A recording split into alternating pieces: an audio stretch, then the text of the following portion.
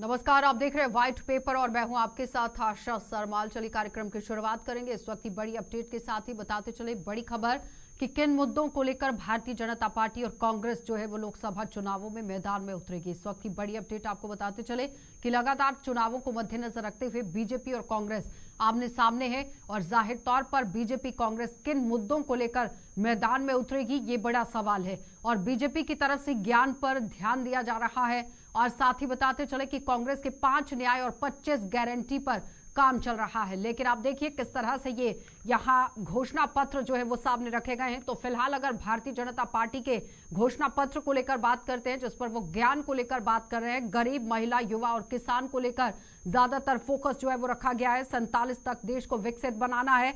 25 करोड़ लोग गरीबी से बाहर आए हैं। महिलाओं को राज्यसभा लोकसभा में 33% आरक्षण दिया गया। लखपति दीदी बनाई गई। 3 तलाक खत्म करने की बात कही गई। महिला संचालित अर्थव्यवस्था पर ध्यान है। भारत दुनिया की सबसे युवा देशों में यहां पर शामिल है। स्टार्टअप इंडिया को लेकर बात और साथ ही साथ आप देखिए सेमीकंडक्टर मिशन को लेकर भी बात की गई। नई शिक्षा नीति, युवाओं के लिए बड़े ऐलान, किसानों के लिए बड़े ऐलान। लेकिन उस बीच में अगर हम कांग्रेस की बात करते हैं तो कांग्रेस का जो घोषणा पत्र है, युवाओं को 30 लाख सरकारी नौकरी दी जाएगी और न्यूनतम मजदूरी 400 रुपए प्रतिदिन दी गई है। इसकी बड़ी गारंटी जो है वो कांग्रेस की तरफ से सामने रखी गई। लेकिन आपको बताते चले कि जिस तरह से कांग्रेस पार्टी एक बड़ी बात कहती नजर आ रही कि 5 न्याय और 25 गारंटी पर आधारित उनका पूरा घोषणा पत्र है, जिसमें किसान है, युवा है, श्रमिक, महिला, वंचित, किसान न्याय है, नारी न्याय है, हिस्सेदारी न्याय है, श्रमिक न्याय है, युवा न्याय को लेकर वो बात कर रहे हैं। और साथ ही बताते चले कि यहां पर जाति जनगणना कराने की भी गारंटी दी जा रही है कांग्रेस की तरफ से।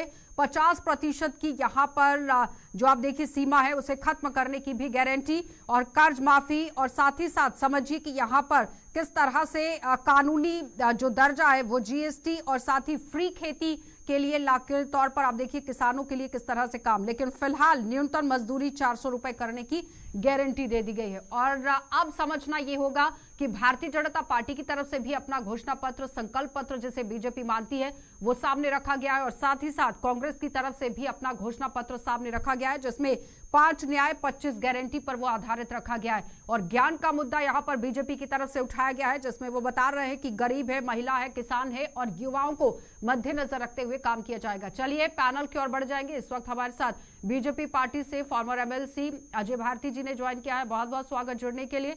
कांग्रेस पार्टी से राजीव सराफ है, आपका भी बहुत बहुत स्वागत जुड़ने के लिए। और नेशनल कॉन्फ्रेंस से हमारे साथ मुजफ्फर खान निपैचू है, आपका भी बहुत बहुत स्वागत जुड़ने के लिए। सबसे पहले तो राजीव जी मैं आप ही के पास आऊंगी। जिस तरह से बीजेपी भी अपना घोषणा पत्र रख रही है, आपने भी अपना घोषणा पत्र रखा है लोकसभा चुनावों को मद्देनजर रखते हुए। कांग्रेस की गारंटी जो है, कांग्रेस जो वादे करती है और जो कांग्रेस घोषणा पत्र देती है, कांग्रेस उस पे स्टिक रहती है और वो काफी हद तक उसके घोषणा पत्र जो है और मतलब लागू किए जाते हैं। जैसे जहां जहां हमारी सरकारें बनी, हमने जो वादे किए थे उनको ऑलमोस्ट हमने पूरा किया। महिला का न्याय की बात रखी है हमने, लेबर की, मजदूर की बात रखी, मिनिमम उसको 400 रुपए रखी, किसान का एमएसपी रखा है और इक्वलिटी की बात की है 2019 से अब 24 तक, जहां 1% आबादी को 22% उनके पास इनकम थी और अब वो 1% 40% पे कैसे 3 सालों में पहुंच गई, इसके बारे में भी कांग्रेस जो है आने वाले चुनाव जीतने पर इंक्वायरी करेगी। उसके बाद 2004 से 2014 के बीच में कांग्रेस ने 72,000 करोड़ किसानों का माफ किया है। अब जो हमारे ये सरकार बनेगी तो उसमें हमारे जीएसटी फ्री करें, हम जीएसटी किसानों से नहीं लेंगे और mid day meal 50% job women's के लिए सेंट्रल गवर्नमेंट में और जो आंगनवाड़ी में जॉब करती हैं या बाकी मिड डे मील बनाती हैं उनके बारे में भी उसमें रखा गया है। 30 लाख नौकरियां हर युवाओं को, मतलब इंडियन युवाओं को 30 लाख मिनिमम नौकरियां जो है 30 लाख दी जाएंगी। ठीक है अजय जी, कांग्रेस का घोषणा पत्र आपने देख लिया और सुन भी लिया। नहीं, कांग्रेस का घोषणा पत्र तो हमने 1970 में भी गरीबी हटाओ के नाम से सुना था। आज तक वो गरीबी हटते गए, गरीब तो कभी गरीबी तो नहीं हटी। खैर मैं उस पर ज्यादा नहीं जाना चाहता हूँ। भारतीय जनता पार्टी ने आदरणीय नरेंद्र मोदी जी के लीडरशिप में इस देश की सोच को, इस देश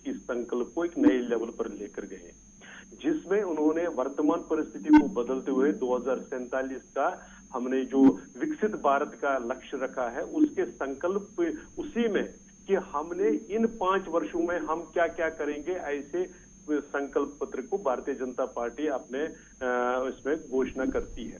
इसमें से जो जिस ज्ञान की आप बात कर रहे हैं, ये आदरणीय नरेंद्र मोदी जी ने पिछले कई वर्षों से लगातार ये कहा कि अब जो हम जाति सिस्टम, बाकी जो कास्ट, कलर, क्रीड पर जो डिविजन थे, उनसे ऊपर उठकर सिर्फ 4 जातियां भारत में हम मानते हैं, जिसमें से गरीब हुआ, जिसमें से किसान हुआ, जिसमें महिला हुई और जिसमें से युवा है। तो वो किसी भी जाति को हो, कहीं पर भी हो, को इतना सशक्त करना ताकि वो विकसित भारत के लिए अपने योगदान देते हुए सारी दुनिया को राह दिखाए।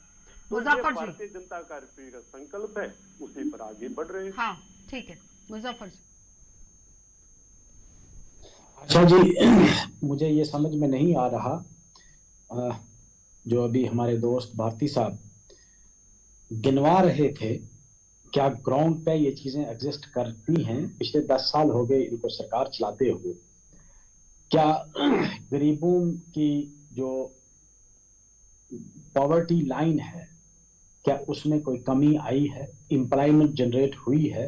ये मेन जो मुद्दा है आज की तारीख में इलेक्शंस का, जितनी भी पॉलिटिकल पार्टियां हैं नेशनल लेवल पे, जम्मू कश्मीर में बिल्कुल डिफरेंट होगा। जम्मू कश्मीर में सबसे पहली जो मेरे ख्याल से जो मेन मुद्दा होगा यहाँ की आवाम के लिए, कि जम्मू कश्मीर की रियासत को छीनना, यहाँ की एम्प्लॉयमेंट को छीनना, यहाँ की तशख़्ख़ुस को, यहाँ की पहचान को मिटाना। क्या ये तामीर और तरक्की थी? क्या ये तामीर और तरक्की का हिस्सा था? ये होगा। लेकिन अगर आप पूरे भारत का देखेंगे तो बीजेपी ने जो वादे किए थे 2014 में, जब बीजेपी सरकार आई थी, तो उस इलेक्शन का मैनिफेस्टो ये था कि हम 2 करोड़ पर ईयर जनरेट करेंगे एम्प्लॉयमेंट। क्या वो जनरेट हुई?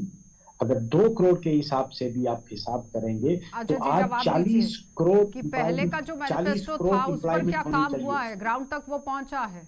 नौकरियां देने की बात हुई थी। दूसरी बात उन्होंने कहा था कि ब्लैक मनी जो फॉरेन बैंक्स में रखा गया है वो हम वापस लाके यहाँ के गरीबों को देंगे। क्या वो आया वापस? ये सवाल तो पूछेंगे कि क्या 2 करोड़ हर साल बात हुई थी, क्या वो वापस आ पाया? अब अगर वो मौका देंगे तभी तो। मेरा ये कहना है कि भारतीय जनता पार्टी के बारे में, भारतीय जनता पार्टी के बारे में बहुत शुक्रिया खान साहब, आपने मौका दिया। भारतीय जनता पार्टी के बारे में तो भारतीय जनता पार्टी के विपक्ष और कांग्रेस के प्रमुख नेता तक मानते हैं कि हाँ, इन्होंने जो अपने संकल्प को इम्प्लीमेंट करने में बहुत ही एफिशिएंसी दिखाई है। इसलिए मुझे उस पर बहुत ज्यादा कहना नहीं है, और वो वीडियोस भी उनके प्रेस कॉन्फ्रेंसेस में वो अवेलेबल है, कोई भी देख सकते हैं।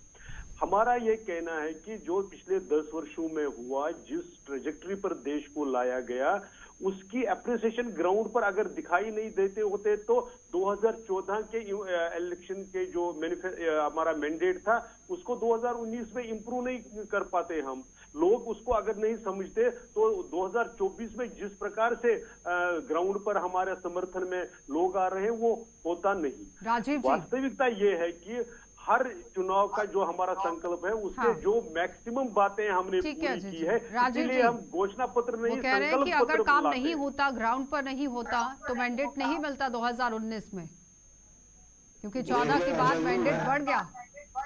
देखिए, इनका स्टार्टअप इंडिया, आत्मनिर्भर Bharat, smart city, stand up India और कितनी स्कीमें इन्होंने लगाई, लेकिन सारी स्कीमें ultimately make in India, made India सारा इन्होंने चला के सारा का भट्ठा डाल किया। कोई स्कीम ग्राउंड में है नहीं। इन्होंने सिलेंडर उज्जवल योजना की, आज सिलेंडर लोगों को मिल रहा, क्योंकि 1100 रुपए वो लोग, गरीब लोग, वो महिलाएं नहीं दे सकती। इन्होंने वादा राजस्थान में किया था कि 500 रुपए का गैस का सिलेंडर देंगे, लेकिन आज राजस्थान की यह हालत है, बाद में मुकर गए, कहते 1100 का, हमने कब कहा था 500? इनकी घोषणा में था कि हम 500 का गैस सिलेंडर देंगे। तो ये वादे तो बड़े बड़े करते हैं। इन्होंने तो काले धन की भी बात की थी, 2 करोड़ रोजगार की भी बात की थी।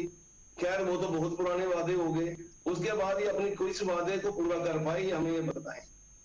अच्छा जी, कौन से वादे पूरे किए? देखिए, जैसे मतलब मैं कांग्रेस पार्टी के प्रवक्ता के साथ तो मैच ही नहीं कर सकता हूं। वो जिस प्रकार से नैरेटिव को डाइवर्ट करने की कोशिश करेंगे। अंतर क्या है, ग्राउंड पर क्या होता है? आपने खेलो भारत किया, आपकी मेडल टैली इंटरनेशनल कॉम्पिटिशंस में 100 से ऊपर पहली बार गई। ये ग्राउंड पर दिखाई देता है। ग्राउंड पर दिखाई देता है खेल के लिए इंफ्रास्ट्रक्चर। ग्राउंड पर देखता है, इन्होंने कहा कि आत्मनिर्भर, हमारा जो डिफेंस सेक्टर है पहली बार एक्सपोर्टर बन गया। 16,500 करोड़ का एक्सपोर्ट हमने लास्ट ईयर किया। इस बार चूंकि इंटरिम बजट था, इसमें उसकी डिटेल्स नहीं, आगे ये आ जाएगा उसमें डिटेल्स। तो ये जो आत्मनिर्भरता थी, पहले हम यहाँ पर जूते तक खुद नहीं बनाते थे, अब आप एम्यूनिशन बनाते हैं, अब आप मिसाइल से लेकर यहाँ तक, और विदेशी लोग हमको कहते हैं कि हमारे को भी इसका राजीव जी जल्दी से इस पर जवाब दीजिएगा, फिर मुझे मुजफ्फर जी के पास जाना है। आप देखिए यूनिकॉर्न कंपनीज की नंबर, आत्मनिर्भर भारत को लेकर वो बात कर रहे हैं, एक्सपोर्ट को लेकर वो बात कर रहे हैं, कांग्रेस को देखना नहीं चाहती, को लेकर बात कर रहे हैं। मैं उसको कुछ कह नहीं सकता, कांग्रेस को देखती नहीं है। कुछ कर लिया क्या? इससे पहले एक्सपोर्ट नहीं होता था? ये क्या आपको राजीव जी मेरे मित्र हैं, लेकिन उनको थोड़ा जानकारी लेना चाहिए कि हम नेट इंपोर्टर थे और आप एक्सपोर्ट क्या कर रहे हैं। वो फैक्ट्स पर है, मैं इस पर उस पर उलझना नहीं चाहूंगा, लेकिन वो लोगों के सामने फैक्ट्स हैं। हम एक्सपोर्ट करते थे क्या, ये लोगों के सामने है। मुझे एक बात बताओ, नहीं एक बात बताओ मुझे भारती जी, क्या पहले एक्सपोर्ट नहीं होता था? क्या पहले बिल्कुल नहीं होता था। हथियार हमारे यहाँ बनते ही नहीं थे, हम बाहर से ही लाते थे, नहीं होता था। और उसमें कंडीशन थोड़ी होती थी, थोड़ी होती थी।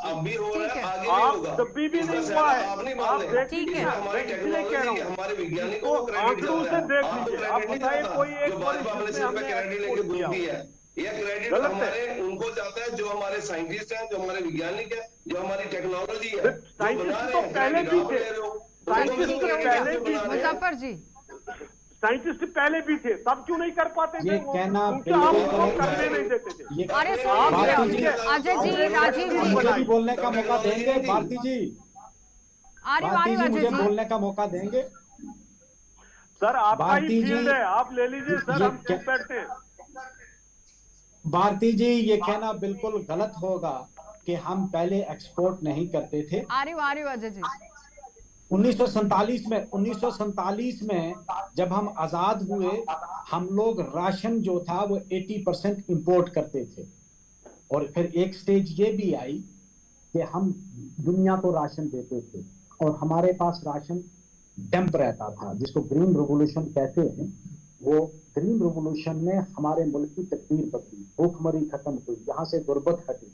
अब ये कहना कि भाई पहले हम कोई चीज एक्सपोर्ट नहीं करते थे, और हम ऐसा भी नहीं है कि 1947 में आज़ादी के बाद हम वहीं उसी प्लेटफार्म पर खड़े हैं, हम तरक्की की राह पर चल रहे थे। लेकिन आप ये कहो कि नहीं जी 2014 से लेकर 2019 तक या 24 तक हमने कोई लीप्स एंड बाउंड्स से तरक्की की है, तो वो बिल्कुल गलत है। ये एक मुसलसल सिलसिला चलता आ रहा है, पिछले 70 सालों से हम आहिस्ता आहिस्ता तरक्की कर रहे थे। जहां हम 1947 में थे, वहां 1980 में नहीं थे। 1980 में जहां थे, हम 1910 में नहीं थे। हमने बहुत तरक्की की, बिग स्ट्राइड्स लिए हमने। हम एटॉमिक पावर बने, ये मुल्क एक एटमी ताकत बना।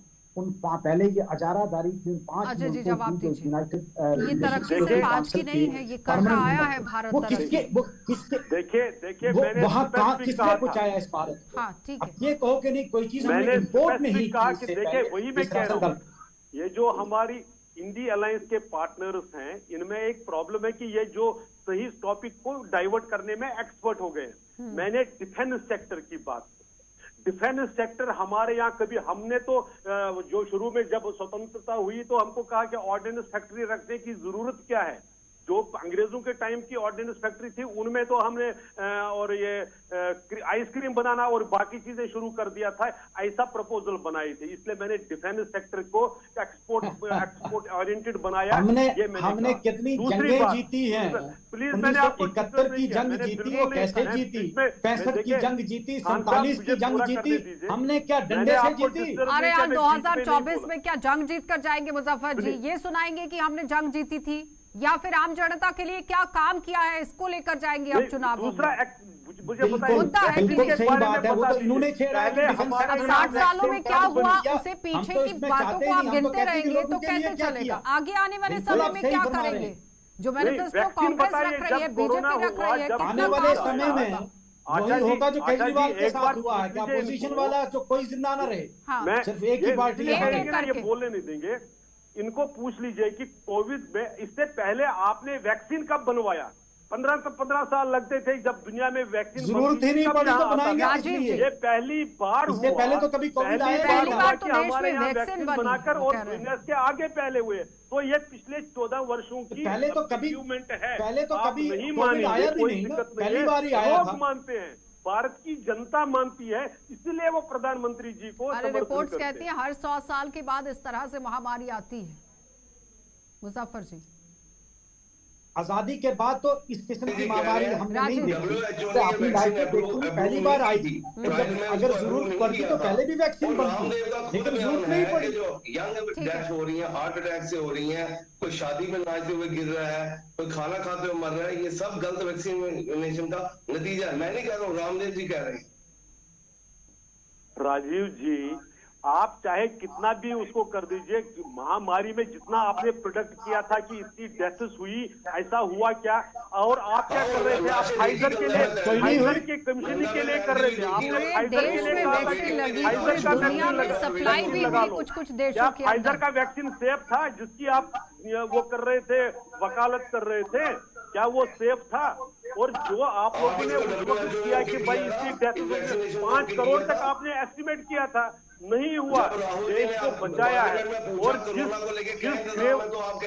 ग्रीन रेवोल्यूशन की बात आप कर रहे थे ना, सुनिए, जिस ग्रीन रेवोल्यूशन की बात खान साहब कर रहे थे, तब ये कहा गया था कि it is better to die of cancer than to die of hunger. तो ये सिचुएशनल होती है कि आपने महामारी से बचाया, हार्ट अटैक का अगर उसके साथ कोई अभी कोरिलेशन एस्टैब्लिश नहीं हुआ, जवाब लेकिन अगर होगा भी उसका ट्रीटमेंट तो होगा। ठीक है, हो गया अजय जी। लेकिन आप 4 लाख बता रहे हो, आपके डाटा चलता है। ये मैं नहीं कह रहा हूँ, WHO कहता है।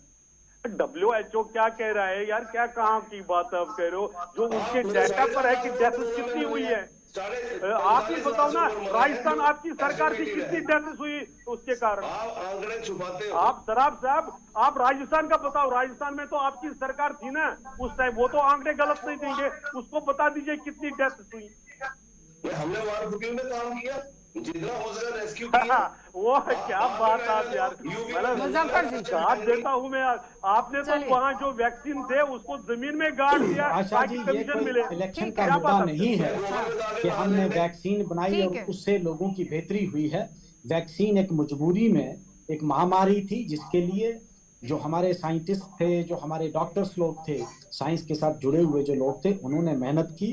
हम उनकी सराहना और उस करते हैं, मेहनत ने उनकी रंग हम भी लाया तारीफ था करते मुजफ्फर जी। हैं। पूरे लेकिन देश के इसका अंदर मतलब ही वो वैक्सीन का इस्तेमाल नहीं हुआ है, दुनिया में हुआ है। कई मैं ऐसे कहता हूं- देश थे जहां पर वो सामान पहुंचाया गया, और इसके लिए देश की इससे पहले भी होता रहा। तरक्की हो रही है तो आशा उसमें भी जी, हाथ लीडरशिप रखना को चाहिए। नहीं है, हमने जहां बोलचाल आया हमने वहां भी हेल्प पहुंचाई। हमारे मुल्क ने इससे पहले भी पहुंचाई। जहां कहीं तूफान आया वहां भी पहुंचाया, जहां कहीं महामारी आई वहां भी हमने राशन भी, दवाइयां भी, सब कुछ इससे पहले भी जाता रहा। कोई नई बात नहीं है। और इस पर इलेक्शन नहीं लड़े जाते हैं। इलेक्शन लड़ने के लिए आपने तरक्की के लिए क्या किया? आपने इंस्टीट्यूशन को बिल्ड करने के लिए क्या किया? आपने दुनिया, अपने मुल्क के जितने इंस्टीट्यूशन पिछले 70 सालों में बने थे उनको इरोड किया, उनकी क्रेडिबिलिटी को खत्म कर दिया। आपने जो मेन 2 इंस्टीट्यूशन थे उनकी क्रेडिबिलिटी भी खत्म कर दी। आप इस पर इलेक्शन लड़ेंगे कि हमने दवाई तैयार की। चलिए दवाई तैयार करना देखिए, मुल्क के लिए सिर्फ वही काफी है। ठीक है, दवाई तो नहीं खाई जाएगी। अजय जी जवाब आपने दीजिए। गुर्बत कितनी हटाई? पहले तो देखिए, इंस्टीट्यूशन की बात अगर नेशनल कॉन्फ्रेंस नहीं करे तो बहुत अच्छा है उनके लिए। तब शेख साहब जिंदा होते थे जब यहाँ पर इनकम टैक्स वाले आए थे, खुद निकले थे मंत्री लोग उनको पीटने के लिए। ये रेस्पेक्ट था इंस्टीट्यूशंस के लिए इनके जमाने में। ये उसको, इनको खान साहब को तो वो पूरा पता होगा। लेकिन मुझे ये बताइए कि इससे पहले हमने किस ईयर में वैक्सीन किसी देश को दी, हम तो खुद मांग रहे थे। इसलिए इस चीज को लोगों को जानकारी देने से नहीं होगा, लोग जानते हैं, लोग नहीं, सारे बीजेपी की टीम बैठी थी वैक्सीन बनाने के लिए। मैंने आपको डिस्टर्ब नहीं किया खान साहब, मुझे बोलने तो अजय जी वो कह रहे हैं कि अगर मुझे बताए भारती साहब, आप भी शामिल थे वैक्सीन बनाने वाले। क्रेडिबिलिटी जो है वो नहीं लेनी चाहिए थी, इस तरह से बात रख रहे हैं मुजफ्फर जी। क्योंकि उन्होंने इनकम टैक्स के ऑफिसर्स को, मंत्रियों ने पीटा, उनको आने नहीं दिया यहाँ पर, इसीलिए उनको 370 चाहिए ताकि हमको टैक्स ना देना पड़े, हमको कोई जो हमारी रिस्पॉन्सिबिलिटी है वो पूरी ना करने पड़ते। राजीव जी, मुजफ्फर जी इस पर जवाब देना चाहेंगे जल्दी से जल्दी से। पहले भी आशा जी मुझे बताइए, आशा जी भारती जी से ये पूछे, हमने 370 इसके लिए नहीं मांगा था, हमने 370 इसलिए मांगा था कि हमारे यहाँ की नौकरियां यहाँ के बच्चों को मिले, हमारी जमीन पर सिर्फ हमारा हक हमारे रहे। बच्चे बाहर जाकर बिजली हम तैयार करें तो हमको मिले, हमें बिजली का किराया जो है एक 4th क्लास के मुलाजिम से ज्यादा ना देना पड़े। हमारी रियासत जो थी हमारी पहचान थी, हम चाहते थे कि हमारी पहचान बरकरार रहे। हम ये नहीं चाहते थे कि हमारी रियासत को खत्म किया जाए। क्या चेचक की वैक्सीनेशन कांग्रेस के टाइम में नहीं बनी? पोलियो की नहीं बनी? पोलियो मुक्त भारत है, चेचक मुक्त भारत है, तो हमने उसके डंडोरा नहीं पीटा, हमने नहीं कहा जी हमने किया मुक्त। ये फर्ज है जो जहां गवर्नमेंट में आता है, जो चेयर पे बैठता है, देश का उसका नागरिकों का ध्यान रखना उसका फर्ज है। तो आज ये चेचक मुक्त भारत है, पोलियो मुक्त भारत है और तमाम बीमारियों से मुक्त है, तो क्या हमने कांग्रेस ने कभी क्रेडिट लिया? क्या लोगों को कहा इस नाम पे हमें वोट दो? देखिए आशा जी, किस बात का क्रेडिट लेते? पोलियो मुक्त का अगर कहीं तय हुआ तो वो जब अटल जी की सरकार थी, डॉक्टर हर्षवर्धन जी को यूएनओ ने अप्रिसिएशन किया, लेकिन 2004 में कांग्रेस सरकार ने उनको वो प्राइज लेने नहीं दिया, कहा कि नहीं ये इनको नहीं मिलना चाहिए, ये रिकॉर्ड में है, मैं अपनी बात नहीं कह रहा हूं। और पोलियो का वैक्सीन जो एंटी पोलियो वैक्सीन था वो भारत में नहीं बना, भारत ने उसको बाहर से लाया। एक ये बात क्लियर रहनी चाहिए। इस बार हमने वैक्सीन हमारे साइंटिस्ट ने बनाया, पहले भी यहाँ साइंटिस्ट होते थे, लेकिन उनको वो एनवायरनमेंट क्रिएट नहीं किया जाता था कि ताकि वो इंडिपेंडेंटली काम किए। चलिए मुजफ्फर जी जवाब दीजिए कि पहले वो एनवायरनमेंट नहीं था जिसमें वो काम कर सकते थे। तो ये पहली बार डीआरडीओ ने इस तरह से काम किया, उसको समझने की जरूरत है, जो लोग समझते हैं। किसी इंस्टीट्यूशन को इंडिपेंडेंस नहीं था, ये सरासर गलत है। बल्कि आज की डेट में कोई इंस्टीट्यूशन खुद मुख्तार नहीं रहा है, ना ही इलेक्शन कमीशन, ना ही जुडिशरी इंडिपेंडेंट रही है, और ना ही मीडिया जो मेन आर्गन। तो मैंने आप इलेक्टोरल बॉन्ड से एक बिल्कुल इस बात पर, और इसको रिस्टोर करने के लिए, उसको रिस्टोर करने के लिए इस हुकूमत को जड़ से उखाड़ना पड़ेगा। वरना जवाब आशा जी दो चीजें इनसे पूछ लीजिए, देखिए ये कितने सिलेक्टिव है और कितने मिसलीडिंग इंफॉर्मेशन है। अभी इलेक्टोरल बॉन्ड्स पर जुडिशरी ने कोई ये दे दिया स्टेटमेंट, क्या मुजफ्फर खान साहब उसको मानते हैं कि ये इंडिपेंडेंटली डिसीजन नहीं था? एक बार कह दीजिए पार्टी की तरफ से आपने उसको सेटल करने के लिए कितनी कोशिश की, 2 बार दरख्वास्त क्या लेकिन मैं एक बात बता दूं, यहाँ पर वोट का जो फैसला है वो सर्वोपरि है और सर्वमान्य है, इस तरह से सवाल नहीं उठा सकते हैं। राजीव जी, जो उनको राजीव जी घोषणा पत्र के अंदर जो ये पूरी लिस्ट बनाई गई है, 1 मिनट, इस तरह से नहीं, बस अभी हो गया। ये जो कांग्रेस पार्टी की तरफ से लिस्ट बनाई गई है कि भारत जोड़ो न्याय यात्रा जो करवाई गई थी उसमें लोगों की आवाज को सुना गया और 5 न्याय 25 गारंटी पर आधारित कर दिया गया। कितनी जल्दी ये इंप्लीमेंट हो जाएगा या फिर चुनावों का वेट होगा? चुनावों से पहले इस पर काम कि चुनावों के बाद? क्योंकि फिलहाल तो अगर आप कहेंगे कि सरकार हमारी नहीं है, सरकार जब बनेगी उसके बाद देखेंगे। देखिए आशा जी, एक तो हम जब सरकार बनाएंगे हम इस गारंटी पे, इन वादों पे स्टिक रहेंगे और पहले साल में ही इन सबको इम्प्लीमेंट कर देंगे। अगर बाय द वे तो हम इसके मुद्दे हम फिर भी उठाते रहेंगे। जिन स्टेटों में हमारी सरकार नहीं है, जहां हम नहीं है, तब भी लेकिन पिछले 70 सालों से तो कांग्रेस ने राज किया राजीव जी, तब ये पूरा याद नहीं आया कांग्रेस को कि इस तरह से काम करना चाहिए देश की जनता के लिए? अब लोकसभा चुनावों में इस तरह से नहीं, सुनिए, हर समय टू समय मुद्दे चेंज होते रहते हैं और राजनीतिक परिस्थितियों के खेल होते हैं। टाइमली जैसे मुद्दे आते हैं उसका निवारण भी वैसे ही होता है। ठीक है अजय जी, 20 साल पहले अजय जी ज्ञान पर ध्यान देने की बात कर रही है बीजेपी और ऑपोजिशन पार्टियां ये कह रही है कि जमीन पर कुछ नहीं दिख रहा है, सिर्फ जुमले हैं। नहीं, राजीव जी ने एक बात सही कही कि इनके लिए राजनीति खेल है, मुद्दों का खेल है। इनको मुद्दे का जवाब दीजिए अजय जी, इनको पॉइंट पर आ राजनीति जाइए सेवा से जल्दी कोई से। मतलब नहीं है। लेकिन हमने जो चीजें कही, चाहे वो नारी के लिए न्याय हो, चाहे वो पॉलिटिकल रिजर्वेशन हो, चाहे उनके लिए प्रॉब्लम यहाँ पर सिंपल थी कि स्कूलों में तो टॉयलेट नहीं होता था, मुजफ्फर जी। जिसके कारण हमारी बेटियां हाँ, ठीक है। ड्रॉप आउट करती थी। मुजफ्फर जी जल्दी से। तस्वीर को बदला है। जाहिर सी बात है, खेल अगर नहीं आपकी करते हम, सरकार ने सेवा इम्प्रूवमेंट करते की हैं, है खेल नहीं तो करते। अच्छी बात है, लेकिन स्कूल बनाए किसने? चलिए आपकी बहुत बहुत सरकार ने धन्यवाद वो बनाए। मुजफ्फर जी, अजय जी आपका भी बने हुए धन्यवाद, थे, राजीव जी ठोस आपका भी धन्यवाद। तो फिलहाल आपने देखा कि आज घोषणा पत्र को लेकर बात हो रही थी कि कांग्रेस की तरफ से अपना घोषणा पत्र सामने रखा गया है, बीजेपी की तरफ से भी रखा गया है, लेकिन लगातार एक दूसरे पर हमलावर हैं। अब देखना ये होगा कि गेंद किसके पाले में जाती है। आप देखते रहिए कार्यक्रम।